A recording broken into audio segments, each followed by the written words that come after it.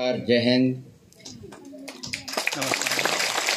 यहाँ उपस्थित संपूर्ण भारतीय सेना के रिटायर्ड ऑफिसर्स, मंच पर हाजिर और जेसो साहिबान, एनसीओज, बहादुर जवान, वीर नारी और समस्त भूतपूर्व परिवार के सदस्य, मैं आप सबको नम्रतापूर्वक धन्यवाद देना चाहता हूँ कि आप सब ने मेरे स्वागत के लिए अपना कीमती समय निकालकर ये कार्यक्रम में भाग लेने के लिए आए हैं। खासकर जो जिस तरीके से आप लोगों ने हमें वेलकम किया, ये जो दो लड़कियां ने बहुत अच्छा डांस किया और ये सब के लिए हम शुक्रगुजार हैं। मेरे लिए ये गर्व की बात है कि आज मुझे अपनी भारतीय सेना के गोरखा पूर्वज से मिलने और उनके समस्याओं के बारे में जानने के लिए मौका मिला है। नेपाल और भारत के संबंध प्राचीन काल से ही सामाजिक और सांस्कृतिक रूप में बहुत घनिष्ठ रहे हैं। इन संबंधों का अटूट बनाए रखने में भारतीय गोरखा सैनिकों का योगदान एक महत्वपूर्ण आधार स्तंभ रहा है। मेरा विश्वास है कि आप सब लोग इस रिश्ते को यूं ही बनाए रखेंगे और इसके लिए भारतीय सरकार और इंडियन आर्मी की तरफ से जो भी बन पड़ेगा वो हम हमारी तरफ से करते रहेंगे। अभी भारतीय सेना में करीब 22,000 नेपाली गोरखा सैनिक सर्विस कर रहे हैं और करीब 1,22,000 गोरखा भूपू और उनके परिवार नेपाल में अपनी सर्विस पूरा कर रिटायर्ड जीवन यहाँ व्यतीत कर रहे हैं। भारत सरकार और इंडियन आर्मी अपने वीर गोरखा सैनिकों पर हमेशा गर्व करती रही है और हमेशा करती रहेगी। मैं भारतीय सेना की तरफ से सभी भारतीय गोरखा सैनिकों का धन्यवाद करता हूं और ये विश्वास दिलाना चाहता हूं कि भारत सरकार अपने गोरखा भूपू सैनिकों के कल्याण के लिए हमेशा हर संभव प्रयास करते रहेगी।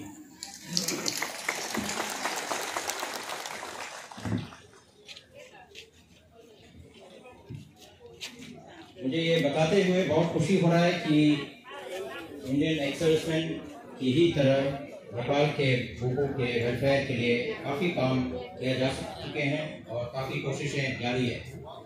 इनमें भारतीय गोरखा सैनिक निवास काठमांडू, पीपीओ पोखरा और पीपीओ दरान में भूपूज और उनके परिवार के लिए अच्छी रहने की सुविधा, उच्च स्तर का खाना, वाईफाई फैसिलिटी आदि दी जा रही है। पीपीओ पोखरा में भारतीय सीबीएसई एफिलिएटेड उच्च स्तरीय नेपाल भारत मैत्री विद्यालय चलाया जा रहा है, जिससे इंडियन स्कूलिंग को नेपाल में भी जारी रखा जा सकते हैं और सभी इंडियन आर्मी के सर्विंग और रिटायर्ड भूपू के लिए फीस में बहुत कटौती की गई है। पूरे नेपाली भूपूज के लिए नेपाल में अलग अलग जगह पर 25 डिस्ट्रिक्ट सोल्जर बोर्ड चलाया जा रहा है, जिनमें डॉक्यूमेंटेशन रिलेटेड सुविधाओं के लिए अलावा स्टिचिंग और ब्यूटिशियन कोर्स भी चलाया जा रहा है। 3-4 और डिस्ट्रिक्ट सोल्जर बोर्ड की पॉइंट उठा है और उसको हमने नेपाल गवर्नमेंट के सामने रखा है और मुझे यकीन है कि इसका भी शायद थ्रू हो जाएगा। मेरा आप सबसे अनुरोध है कि सुविधाओं का आप लोग और आपके परिवार के सभी सदस्य बढ़ चढ़कर फायदा उठाएं ताकि अपनी अपनी जगह पर ही इन स्किल्स के इस्तेमाल करके आप सेल्फ एम्प्लॉयड हो सकें। पीपीओ पोखरा, पीपीओ दरान और डीएसपी बुटवल में अब कंप्यूटर वीडीसी भी शुरू किया है ताकि आप सब इसकी लाभ उठा सकते हैं। डिफेंस विंग के अंतर्गत अब हमारी फैमिलीज के लिए डीएसपी सुरकट शिक्षा की क्लासेस शुरू की गई हैं, जिसमें उनके सामने सामान्य जीवन में पढ़ाई लिखाई की ज़रूरत को पूरा किया जा सके। भूपूज की सुविधा के लिए हम बुटवल में जल्द से जल्द पीपीओ शुरू करने की कोशिश कर रहे हैं। कल हम आकर काफ़ी टाइम बिताए ये पीपीओ भूपूज के समिति के प्रधान और डीएसपी सेक्रेटरी और उनके साथ और कर्नल थापा, और इसको हम ज़रूर दिल्ली में भी और आगे ले चलने की कोशिश पूरा है। पीपीओ खुलने से तराई की बुकूज़ को सारी सुविधाएं अपने घर के पास ही मिल सकेंगी और पीपीओ या काठमांडू जाने में अभी हो रहे खर्चे की बचत होगी। नेपाल में अब पूर्ण रूप में ECHS सेवा शुरू हो गई है, जिसके अंतर्गत अब नेपाल में 5 ECHS पॉलीक्लिनिक शुरू हो गए हैं। हमें ये ज्ञात है कि ECHS सुविधा हमारे बुकूज़ के लिए बहुत ज़रूरी है और हम और भी ज़्यादा मेहनत से और पॉलीक्लिनिक्स खोलने की कोशिश कर रहे हैं। जल्द ही गंडकी प्रदेश में बुटवल की तरह एक और पॉलीक्लिनिक बागलुंग में खोला जाएगा।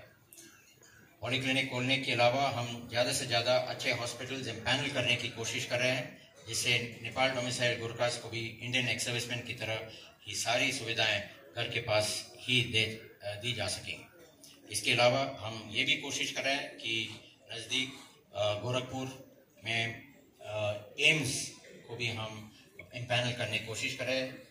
2 एम्स ऑलरेडी हम कर चुके हैं, भोपाल और छत्तीसगढ़ में, लेकिन अभी इसका हम कोशिश कर रहे हैं कि जल्दी से जल्दी इसको हम एम्पैनल कर सकें।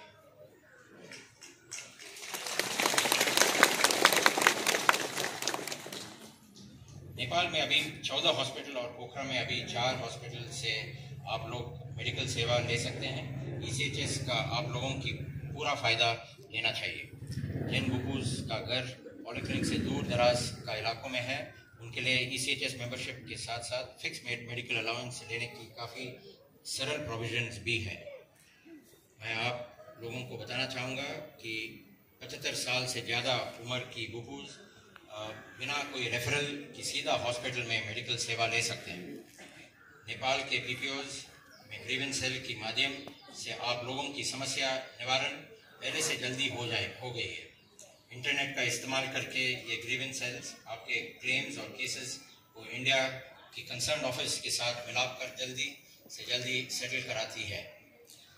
मेरा आप सब से अनुरोध है कि आप लोग अपनी तरफ से होने वाले post retirement non effective documentation को अवश्य पूरा करवाएं, जिससे आपके बाद आपके परिवार वालों को किसी मुश्किल का सामना ना करने पड़े। डॉक्यूमेंटेशन बहुत ज़रूरी है और हम देखते हैं कि कई चीज़ों में छोटा सा चीज़ जो आप रिटायरमेंट से पहले अगर कर लेते हैं तो उसका बाद में बहुत आसानी होगा और कई कॉम्प्लिकेशन से संभाल सकते हैं। अभी भारत सरकार ने भारतीय सेना में अग्निपथ स्कीम लागू की है। इस स्कीम के तहत आर्मी, नेवी और एयरफोर्स की सारी भर्ती सिर्फ अग्निवीर के तौर पर ही हो सकती है। ये स्कीम नेपाली युवा जो भारतीय सेना में सेवा करना चाहते हैं उनके लिए भी लागू है। इस स्कीम को आगे बढ़ाने के लिए हम नेपाल सरकार के अंतर निर्णय की प्रतीक्षा कर रहे हैं और मुझे आशा है कि जल्दी ही नेपाल अग्निवीर भारतीय सेना के हिस्सा बनेंगे। ये बात हमने परसों भी उठाया था नेपाल गवर्नमेंट के साथ, उनके ऑफिशियल चीफ के साथ, और कुछ और कोशिश है कि हम जल्द से जल्दी इसको शुरू कराएं। इसमें काफ़ी फायदे हैं और हमारा आप लोगों को मालूम होना चाहिए कि आज का डेट में तकरीबन 40,000 अग्निवीर जैसे पहले रिक्रूट ट्रेनिंग करते थे उसी मुताबिक तकरीबन 32 हफ्ते ट्रेनिंग करके सेंटर से अभी यूनिटों में है। आज तकरीबन 30,000 सेंटरों में पहुंच चुके हैं ट्रेनिंग के लिए और मुझे पूरा विश्वास है कि जल्दी से जल्दी ये आप सबको भी इसका फ़ायदा उठा सकते हैं। भारत सरकार नेपाल के शिक्षा क्षेत्र के विकास में बहुत मदद कर रहे हैं, खास करके स्कूल और कॉलेज को एक नया व आधुनिक संस्थान बनाने और साथ ही स्कूल और कॉलेज में आवश्यक चीज़ें भी प्रदान कर रहे हैं। नेपाल में भौतिक विकास के अलावा नेपाली युवा के लिए काफ़ी स्कॉलरशिप स्कीम लागू की गई हैं, जिनकी details defence wing welfare branch समय समय पर आपको देती रहती है। रिटायर्ड और इच्छुक बुबूज के लिए सिविल में नौकरी करने के लिए भी वेलफेयर ब्रांच की वेलफेयर प्लेसमेंट सेल द्वारा सतत प्रयास चल रही है और मुझे विश्वास है कि आप लोग इन योजनाओं का पूरा फ़ायदा ले रहे हैं।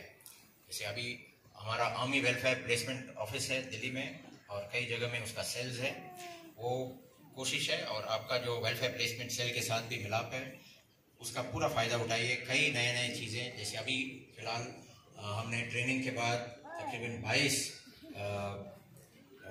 जो लड़कियां हैं उनको सेलेक्ट किया गया है जापान के लिए, तो उधर काम करने के लिए। तो इस मुताबिक कई चीज़ें आते रहते हैं और उसका मिलाप में रखिए ताकि ये अपने बच्चों को पूरा फ़ायदा उठा सकें। और मैं आप सबको ये बताना चाहता हूँ कि भारत सरकार ने हमारी सभी बैटल सैनिकों के बच्चों के लिए नर्सरी से ग्रेजुएशन तक की शिक्षा के लिए 100% फ्री स्कॉलरशिप का प्रावधान किया है। इसका जरूर उठाइए, फायदा है। मुझे यकीन है कि इसका पूरा फायदा आप लोगों ने नहीं उठाया, इसलिए मैं इसका स्ट्रेस करना चाहता हूँ। आप में से कई है जो बैटल कैजुअल्टीज है, बच्चों का पूरा कॉलेज तक फ्री एजुकेशन सबसे बेहतरीन कॉलेजों में आप करा सकते हैं।